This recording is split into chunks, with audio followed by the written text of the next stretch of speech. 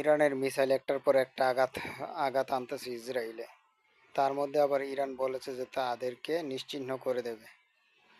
তো সব মিলিয়ে আসলে টোটাল তারা হিসাব করলো যে এই মুহূর্তে তাদের একটা জিনিস দরকার। তাদের যে আমরা যে জানি তারা যে বন্ড মাসি বা দাজ্জালের উপাসনা করে, তারা মূলত এই যে সমুদ্রে পয়সা ফেলে ফেলে আসলে তাকে বিভিন্ন মন্ত্রের মাধ্যমে তার কাছে সাহায্য চাচ্ছে। কিন্তু অনেকে ভাবতে পারে যে আসলে তারা সমুদ্রে পয়সা কেন ফেলতেছে, এটা মূলত তাদেরই একটা মন্ত্র সাধনা, যে তারা আসলে মাসিহর কাছে বিভিন্নভাবে আসলে মাসিহকে তারা ডাকে, অর্থাৎ বন্ড বন্ড দাজ্জালের সাহায্য তারা চায়।